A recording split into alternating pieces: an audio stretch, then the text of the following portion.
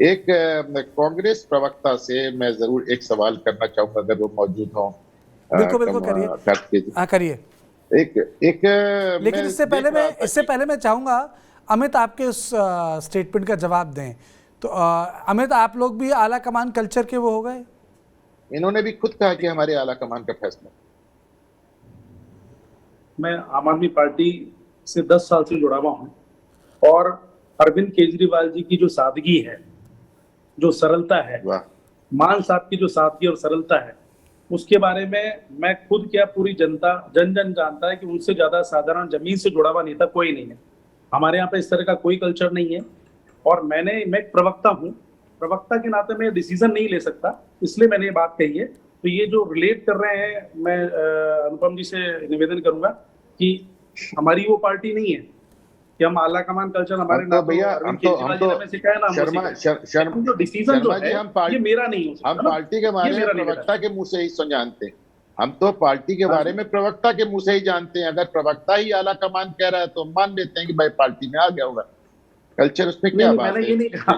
नहीं, आप अपने शब्द प्लीज मेरे मुंह में ना डालें। मैंने ऐसा नहीं कहा। मैंने कहा जैसी पार्टी डिसीजन लेगी, क्योंकि डिसीजन एक प्रवक्ता का नहीं हो सकता। मेरे शब्द नहीं, आपने कहा हमारे आला कमान का फैसला है। इतने लोग सुन रहे थे, मैं गलत क्यों कहूंगा? मैंने कहा कि वो जैसे डिसीजन लेंगे बिल्कुल सामने। अच्छा चलिए ठीक है, ठीक है। अनुपम जी अपना सवाल पूछिए, विजय कौशिक जी से। मैं सिर्फ ये देख रहा था कि अभी एक मैं लिस्ट देख रहा था कार्तिकेय जी, हेमंत शर्मा, सिंधिया, सचिन पायलट, मिलिंद देवड़ा में जितने जो लोग छोड़ के या साइडलाइन हुए, इन सबका मैं एज ग्रुप देख रहा था 45 से 55 साल का।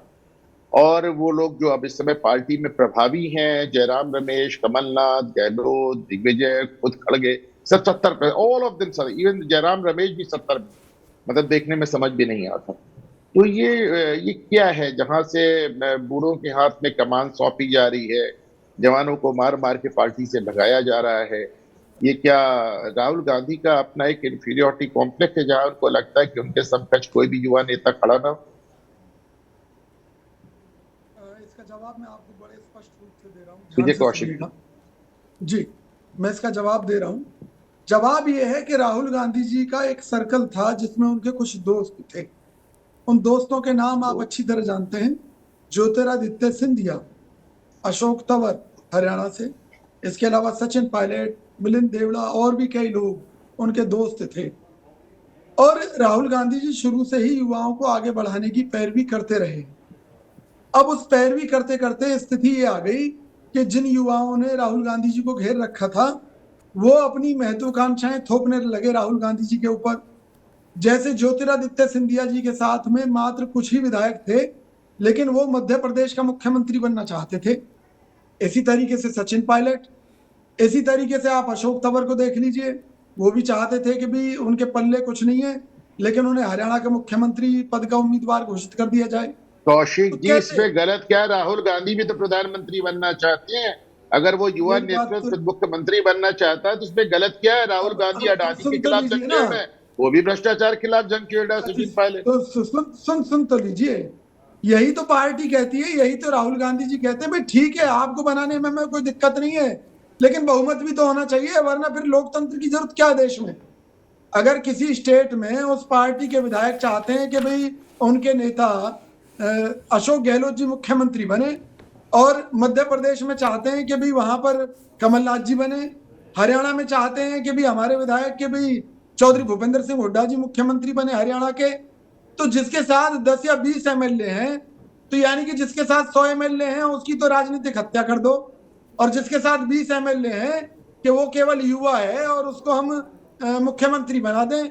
और इनका क्या भरोसा सचिन पायलट जी का? जैसे ही अब खामखा अपनी सरकार के खिलाफ धरने पर बैठे हैं, अपनी सरकार को बदनाम करने की कोशिश कर रहे हैं, ये मुख्यमंत्री बनकर भी धरने पर बैठ सकते थे। कौशिक जी, अपनी सरकार राजनीति में अपनी अनुभव की बात कर रहा हूं। अपनी सरकार के अध्यादेश राहुल गांधी फाड़ देते थे, वो भी प्रेस कॉन्फ्रेंस करके। आप समझे नहीं ना, वो एक सांसद होने के नाते, पार्टी का एक कार्यकर्ता होने के नाते अपना विरोध रखते थे। वो मुख्यमंत्री बनने के लिए नहीं फाड़ते थे, वो मनमोहन सिंह की जगह प्रधानमंत्री नहीं बनना चाहते थे, इसलिए नहीं फाड़ा था उन्होंने अध्यादेश। उनकी उससे विचारधारा मैच नहीं हुई उस अध्यादेश को लेकर, इसलिए उन्होंने फाड़ा। वो एक अलग मुद्दा। यहाँ तो महत्वाकांक्षाओं का मुद्दा है, यहाँ तो कुर्सी का मुद्दा है कि भाई सचिन पायलट जी मुख्यमंत्री बनना चाहते हैं, इसके लिए वो दबाव बनाने के लिए धरने पर बैठ गए। भाई अगर आपके पास पुख्ता सबूत थे तो आप हाईकोर्ट में चले जाते, क्योंकि कल भी आपको पार्टी द्वारा जवाब दे दिया गया कि जिन नेताओं के खिलाफ वो बात कह रहे हैं उनके खिलाफ जांच चल रही है ऑलरेडी सरकार की। तो ये तो है नहीं कि भी हम कानून से ऊपर हैं, संविधान से ऊपर हैं, हम मोदी सरकार की तरह गुंडागर्दी करने लगे, हम अपनी जांच एजेंसियों का गलत इस्तेमाल करने लगे। तो कांग्रेस शासित प्रदेश में ऐसा कोई गलत काम नहीं किया जाएगा। जो दोषी लोग हैं, जो एक आखिरी सवाल, उनको जेल में भेजेंगे। एक आखिरी बात विजय जी, इसका मतलब आप कह रहे हैं कांग्रेस के प्रवक्ता कि अगर हमारे पास भ्रष्टाचार के पुख्ता सबूत हैं तो हम इस पे धरना प्रदर्शन न करके हाईकोर्ट जाना चाहिए? बिल्कुल जाना चाहिए, क्योंकि सरकार तो ऑलरेडी बस ये बात आप राहुल गांधी को बता दीजिए। क्या बता दीजिए? कि अगर आपके पास भ्रष्टाचार के अडानी के सबूत है तो हाईकोर्ट जाएं। आप समझे नहीं ना जी, यहाँ सरकार जांच कर रही है ऑलरेडी।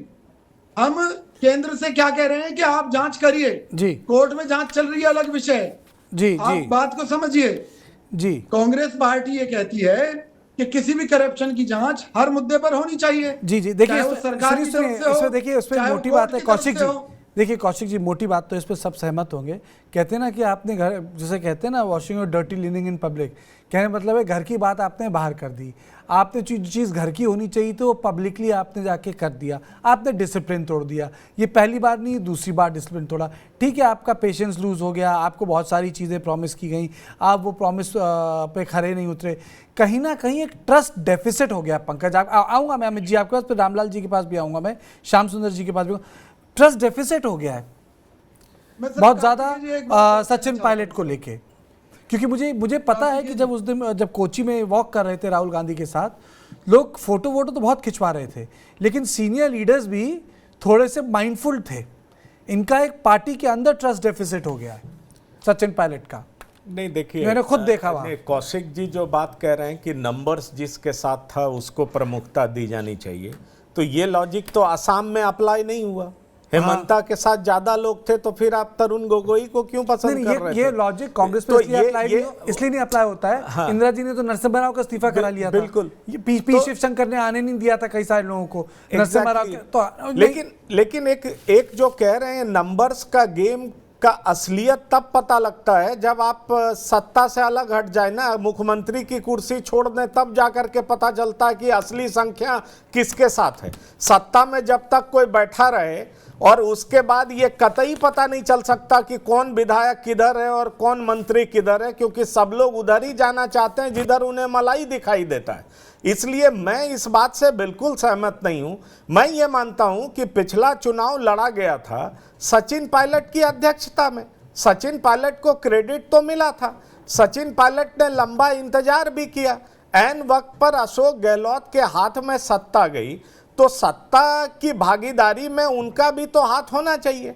अब देखिए, इस बार उन्होंने केंद्रीय नेतृत्व के विरोध में जाकर के जरूर धरना किया है, लेकिन उससे पहले जब भी उन्होंने विरोध किया है तो उसमें कहीं ना कहीं केंद्रीय नेतृत्व का साथ दिखाई पड़ता था, और तभी वो केंद्रीय नेतृत्व सरकार गिरा रहे थे राजस्थान के अंदर, क्या तब भी केंद्रीय नेतृत्व लेकिन केंद्रीय नेतृत्व नहीं, केंद्रीय नेतृत्व ने उनको बनाया गया, उनको प्रदेश अध्यक्ष बनाया गया, और क्या चाहिए? नहीं, केंद्रीय नेतृत्व ने उनको पनिश तो नहीं किया ना, साथ लाया, कुछ शर्त पर लाया होगा साथ, कुछ आप कह रहे हैं नहीं, आप इसका जवाब दीजिए ना कि क्यों उनको साथ लाया। क्या इसलिए लाया था कि केवल खाली आप डुगडुगी बजाते रहिएगा? ऐसे कोई सत्ता में रहता है क्या? नहीं, ये इतने भोले तो कोई नहीं है ना। हम और आप सत्ता सियासी पार्टी में कोई भी लोग जब राजनीति करता तो उसकी महत्वाकांक्षाएं तो होती हैं, और सवाल यह है कि महत्वाकांक्षाएं जब पूरी नहीं होती तो वो कई बार रिबेल भी करता है। हाँ ठीक है, आप जो कह रहे हैं कि अभी किसके साथ कितने नंबर्स हैं, लेकिन आज की जो वर्तमान स्थिति है उसमें पॉलिटिकल रेलिवेंस सचिन पायलट का है क्या? ये बताइए, क्या वो संगठन में कुछ हैं?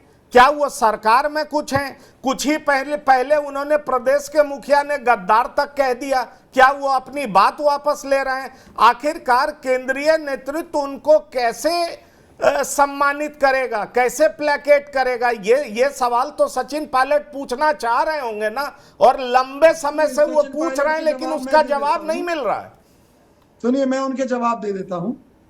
कार्तिकेय जी, देखिए, सचिन पायलट जी के जो मुद्दे हैं, जो बेचैनी है, जो परेशानी है, पार्टी हाईकमान उन्हें समझता है, ऐसी बात नहीं कि नहीं समझता है, लेकिन किसी भी चीज का एक समय होता है।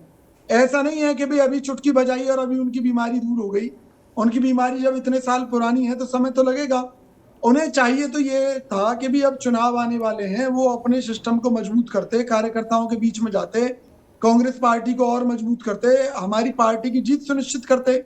उसके बाद में जब जो आदमी काम करेगा, निश्चित तौर पर सबसे ज्यादा विधायक फिर उसी के साथ होंगे जब काम करेगा।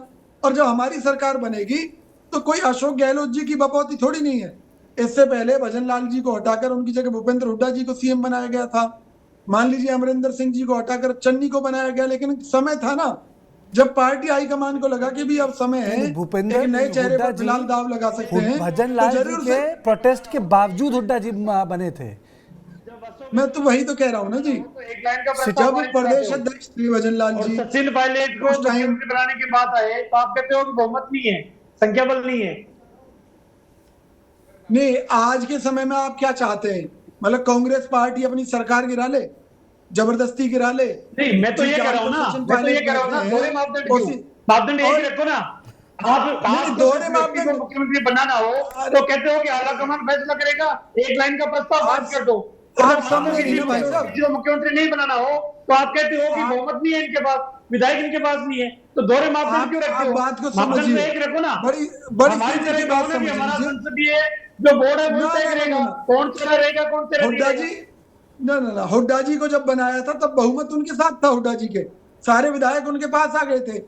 सबसे बड़ी बात यह है, जब पार्टी कुछ कह रही है, भाई सचिन पायलट जी को मानना चाहिए, पेशेंस रखने ठीक है, चाहिए। आपने बोला सचिन पायलट को मानना चाहिए। अमित जी, आप क्या कहना चाह रहे हैं?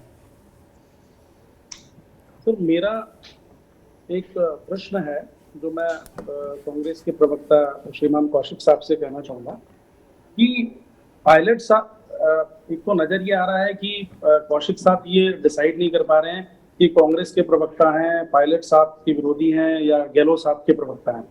मेरा निवेदन यह है कि भ्रष्टाचार के खिलाफ जब आवाज उठाई जा रही है, और वो भी विपक्षी पार्टी के जो नेता, जो पूर्व में मुख्यमंत्री थी, जब अशोक गहलोत साहब ने ये खुल के कहा था सत्ता में आने से पहले कि हम जो लोग हैं इन सत्ता में आने के बाद इनके खिलाफ कार्रवाई करेंगे, तो कौशिक साहब के मुंह से एक बार भी पूरे डिबेट में ये शब्द नहीं निकले हैं कि हाँ हम लोग वसुंधरा राजे जी के खिलाफ हैं, उनके भ्रष्टाचार के खिलाफ हैं। तो क्या ये बात मेरी इस बात की पुष्टि करता है कि अशोक गहलोत जी और वसुंधरा राजे जी दोनों एक ही हैं, और इनका कहना यह है कि बड़े शौक से मेरा घर जला, कोई आंच ना तुझ पे आएगी, ये जुबा किसी ने खरीद ली है, ये कलम किसी के गुलाम है, क्या ऐसा है? सबसे पहले तो मैं आम आदमी पार्टी के प्रवक्ता से कहूंगा कि आपकी पार्टी को अपनी गिरेबान में झांक कर देखना चाहिए। ये वो केजरीवाल की पार्टी है जो केजरीवाल जी कहते थे मेरी फाइल मेरे प्रश्न का एक बार जवाब देके शीला दीक्षित, सुनिए ना, वो जवाब दे रहा हूँ, बिल्कुल जवाब दे रहा हूँ, उसी का ही जवाब दे रहा हूँ, उसी पर आ रहा हूँ। आप कहते थे वसुंधरा जी के खिलाफ नहीं बोलेंगे आप? कहाँ चले गए वो सारे सबूत? आपकी पार्टी के नेता को कोर्ट में कई बार माफिया मांगनी पड़ी मानहानि के केसों में। अरे कांग्रेस से कुछ सारी बात हमने सारी बात सुनूंगा, हमने लेकिन राजस्थान के अंदर एक बार भी डिबेट में नहीं बोला कि आप भ्रष्टाचार या वसुंधरा जी के खिलाफ, इस पे तो जवाब दे दीजिए, फिर मैं सारी बात सुनूंगा। अरे वही जवाब दे रहा हूँ ना। हमने बाकायदा सचिन पायलट को उसकी लिस्ट भेजी कि भाई भाजपा के जिन जिन नेताओं के ऊपर इन मामलों में जो जो आरोप थे उनके खिलाफ जांच चल रही है, प्रॉपर जांच चल रही है। अगर सचिन पायलट जी उसमें गजेंद्र सिंह शेखावत जी के खिलाफ आपके सीएम साहब बोल रहे हैं, गजेंद्र सिंह जी के खिलाफ बोल रहे हैं, ऐसे क्या उस लिस्ट में वसुंधरा जी का नाम नहीं है? फिर गजेंद्र सिंह जी के खिलाफ भी आप लोग केवल हाईकोर्ट में कार्रवाई करते ना, सीएम साहब बड़े मंचों से बोल रहे हैं, इस पे क्या कहना? मैं एक सीधी सी बात कह रहा हूँ, आम आदमी पार्टी वसुंधरा सरकार के खिलाफ सबूत दे दे, वसुंधरा राजे के खिलाफ, हम वसुंधरा राजे को भी जेल में डाल देंगे, अगले 24 घंटे में ही डाल देंगे। तो आप सत्ता जिस दिन आएगी तो आपसे पूछेंगे नहीं? सुनिए, अरे सुनिए ना मेरी बात, आप लोगों ने देश के साथ धोखा करने की हमेशा से अपनी हैसियत दिखा दी है।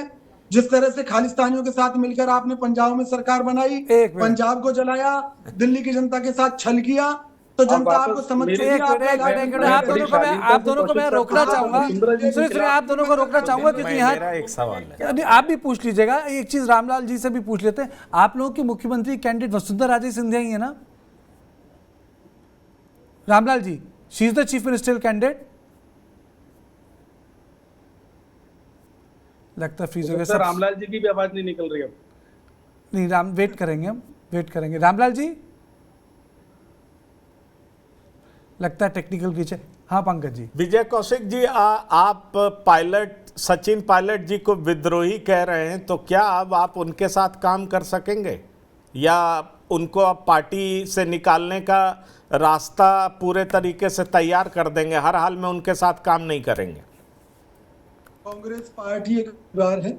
हमारे किसी सदस्य की अगर कोई मति खराब हो गई है तो निश्चित तौर पर हम उसे गले लगाएंगे, समझाएंगे।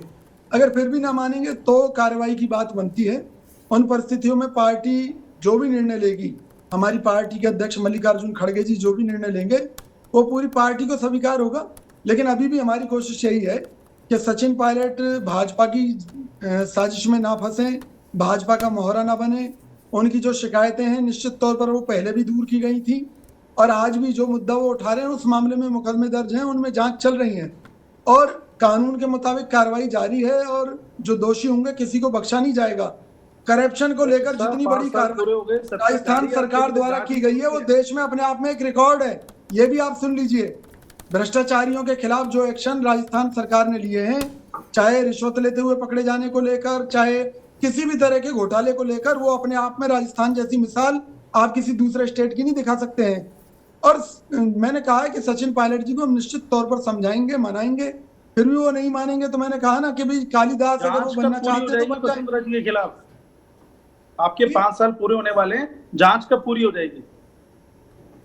जांच तो मैं कह तो रहा हूं कि जो भी देखिए अब यही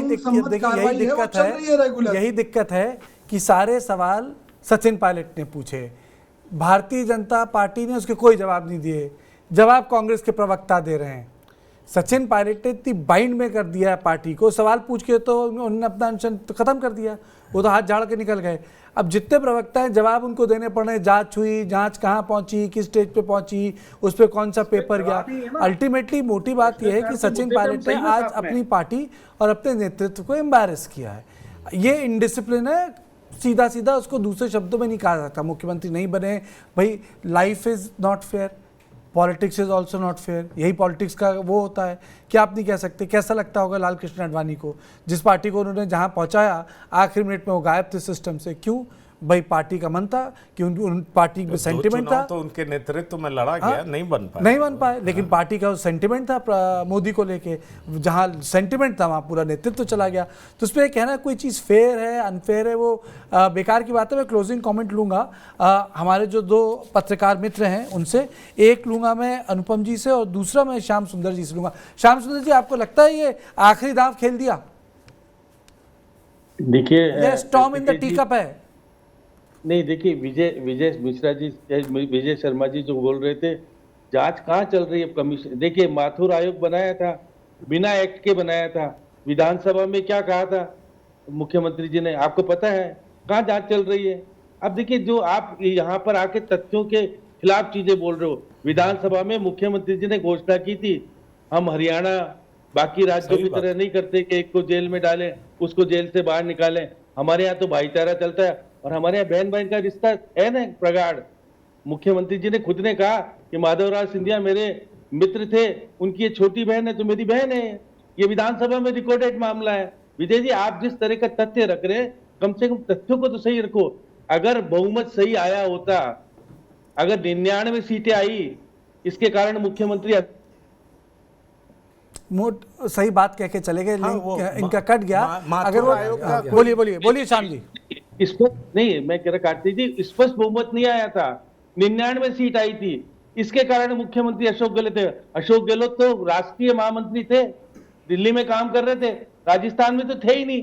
बहुमत आने जब आ गया तो कहा मेरे लोग जीत के आए हैं, जो आपके साथी जीत के आए हैं, जो विधानसभा में आपके समर्थन करते हैं, वो कांग्रेस वालों ने तो विरोध किया ना उनका। उसके बाद आप जिस तरह की बातें कर रहे हो कि सचिन पायलट ने तो कुछ किया ही नहीं पार्टी के लिए, देखिए जयपुर से मैंने कब कहा कि नहीं झालावाड़ किया? तक पैदल यात्रा की थी, तो ये आप जिस गलत तरह बात की कह रहे हैं। अरे आप राजस्थान में गलत कांग्रेस, सुनिए ना, बताइए, आप गलत कह रहे हैं, नहीं गलत कैसे बात, नहीं नहीं, झूठ मत आप बोलिए आप। विधानसभा में बोलते हैं क्या? मैंने मैं कब विधान ना ना ना, खबर करता हूँ, आप जिस तरह की बातें पार्टी कर के रहे लिए हैं, मैं अपनी बात रख दूं। नहीं, अरे वो बगावत 25 सितंबर की याद है ना, जिन्होंने 3 पार्टी के लोगों ने बगावत की थी, आज उनके खिलाफ क्या हुआ? आप कहने किससे? और अशोक गहलोत को माफी मांग के अच्छा, क्यों मैं आनी बोल पड़ी लूं? सोनिया गांधी से? आप बताइए ना अब उसके मैं बाद। बोल लूं अपनी इसकी बात, कह दूं? पायलट ने तो कुछ किया ही नहीं, पता नहीं आप अब कहाँ मैं पे अपनी किस बात, राजनीति अब आप, मैं अपनी बात कह दूं मैं आपसे? तो मैंने देखिए, सुना है आपकी बात। की बात अरे है, सुनिए, सुनिए। आप सुनिए, मेरी बात को बाद में बोल लेना, सुनाना मैं चाहते आपकी हैं, आप सुनना ही नहीं चाहते। आप सवाल कर रहे हैं, मेरी बात रखने दीजिए। मैं ये पहले आप कहना चाहता हूँ, मेरी बातों को ना रख ना, लेने मैं दो, ये कह रहा हूँ क्लियर कट। से बोलोगे तो क्या ना। आपकी मैंने बात सुन ली ना? मैंने कहाँ सुनी? मैंने मेरी आपकी पता- बात सुन ली। अरे आप सुन तो लो ना, जो मैं बोल रहा हूँ, मैंने क्या जिस प्रकार से आप बातें कर रहे थे, जांच चल रही है, कहाँ जांच चल रही मुझे तो नहीं पता पड़ा। आप देखिए जिस तरह की बातें कर रहे हो, जांच का कोई, मैं कल डीजी की प्रेस कॉन्फ्रेंस गया था, मैंने जो सवाल किया था यही वाला, उन्होंने कहा सचिन पायलट और वसुंधरा के मामले में बात मत करो। गजेंद्र सिंह शेखावत के खिलाफ 153 मामले दर्ज हो गए, कैसे हो गए? मुख्यमंत्री ने बयान दिया, उसके बाद राजनीति जो हो रही है सामने है ना, उसके लड़के को हराया ना, अशोक गहलोत के लड़के को हराने वाले गजेंद्र सिंह शेखावत, 4 साल बाद याद आ रहा है उनको। संजीवनी घोटाला वाला मामला तो पहले पुराना है ना, आज फिर याद कैसे आ गया? मुख्यमंत्री जी मिलते हैं, आंसू बहाते हैं उनके साथ। तो देखिए मुख्यमंत्री डिप्लोमेट बहुत बड़े हैं, आपको पता है, मैंने तो बहुत पुराना टाइम देखा है फर्स्ट और अब तक। ठीक है, ठीक है, वक्त की कमी है, मैं वक्त की कमी है, आपको मैं 30 सेकंड दूंगा। जी आपने कई बार बोलने की कोशिश की, 30 सेकंड में अपने आप को डिफेंड कर लीजिए, 30 सेकंड। मैं केवल ये कहना चाहता हूं कि सचिन पायलट जी ने आज अगर भ्रष्टाचार के मुद्दे को लेकर, वो भी भाजपा के भ्रष्टाचार को लेकर, घोटालों को लेकर जो बात रखी है, आज उन्हें अपने सारे सबूत जनता की अदालत में रखने चाहिए थे। निश्चित तौर पर अगर उन्होंने ये सबूत पुलिस को दिए होते, मुख्यमंत्री अशोक गहलोत को दिए होते, तो अब तक और ठोस कार्रवाई हो गई होती। इससे पहले भी कार्रवाई चल रही है दोषियों के खिलाफ। राजस्थान की जनता के साथ छल करने वाले किसी भी व्यक्ति को नहीं बख्शा जाएगा निश्चित तौर पर। और सचिन पायलट को अगर कोई शिकायत थी तो उन्हें पार्टी में, पार्टी स्तर पर रखनी चाहिए थी। ठीक है, पार्टी स्तर पर रखनी चाहिए थी। अनुपम जी, बड़ी अजीब स्थिति है, पार्टी का हर नेता यहाँ करप्शन के खिलाफ कैंपेन चला रहा है, वहाँ राहुल जी अडानी अंबानी के खिलाफ चला रहे हैं, ये वसुंधरा राजे के खिलाफ चला रहे हैं, अपने मुख्यमंत्री से सवाल पूछ रहे हैं, ये बड़ी विचित्र स्थिति हो गई है।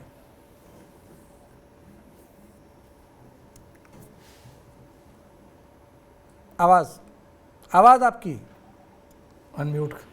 मेरी आवाज नहीं आ रही? अब आ रही है। ओके, तो मैंने कहा अगर कोई जांच चल रही थी तो इसका सिर्फ एक लाइन में जवाब दे सकते थे अशोक गहलोत की जांच चल रही है और इस स्टेज पे है, लेकिन उनकी तरफ से कोई जवाब ना आना, लगता है कि वास्तव में कोई जांच सेटअप ही नहीं हुई। देखिए, जो मैं बात कहना चाह रहा था कि अब ये मामला सिर्फ राजस्थान तक का नहीं रह गया कार्तिकेय जी। अलग अलग राज्यों में 2 गुट 3 गुट बना के फैक्शनलिज्म की जो परंपरा थी इंदिरा गांधी ने डाली थी, वो अपने छत्रपों को इस तरह हैसियत में रखती थी, लेकिन इसकी इस फैक्शनलिज्म के बावजूद वो वोट पाकर और वोट लाकर पार्टी को जिताने की हैसियत रखती थी, इसलिए उनका फैक्शनलिज्म चल जाता था। तो आपने फैक्शनलिज्म तो उनसे ले लिया, लेकिन वोट पाने की क्षमता आपकी है नहीं। दूसरी बात, पायलट को जिसे कहना कि प्रवोक करके, प्रॉमिस करके यहाँ तक लाने वाला कौन है? वो भी राहुल गांधी हैं। और ऐसे में वो जिस तरह हाथ झाड़ के अलग हो गए, ना वो गहलोत के खिलाफ कार्रवाई करते हैं, ना पायलट के खिलाफ कार्रवाई करते हैं, ना उनकी कोई चलती हुई दिखती है। तो मेरा कहने का मतलब सिर्फ इतना है कार्तिकेय जी कि ये मामला सिर्फ राजस्थान तक नहीं रह गया, इसके रिपरकशंस आप बाहर भी देखें। बहुत बहुत शुक्रिया अनुपम जी, आप सब लोगों का बहुत बहुत शुक्रिया। मोटी बात यह है कि सचिन पायलट ने, चाहे हो ना हो कुछ, लेकिन एक उन्होंने अपनी पार्टी को एम्बैरेस कर दिया। उन्होंने किसी की बात नहीं मानी। उस फोरम पे ऐसे लोग थे जो उन्होंने पब्लिकली क्रिटिसाइज़ किया राहुल गांधी को, और एक चीज़, एक परसेप्शन, एक इमेज रीइंफोर्स की है कि पार्टी में कोई रुक नहीं रहा, और पार्टी में जो रुका है वो केवल अपनी मर्जी से रुका हुआ है, अपनी महत्वाकांक्षाओं के कारण। कोई विचारधारा का धागा नहीं जिससे एक आदमी पिरोया जा सके। तो जो सचिन पायलट ने इस वक्त किया है, उन्होंने अपनी राजनीतिक महत्वाकांक्षा, अपना एम्बिशन दिखाया है, लेकिन अंतोगत्वा पार्टी को इससे आज नुकसान हुआ है। तो आप लोगों का बहुत बहुत शुक्रिया। तो आप देख रहे थे सियासत की बात। देश और दुनिया की बाकी खबरों के लिए आप देखते रहें TV9 डिजिटल।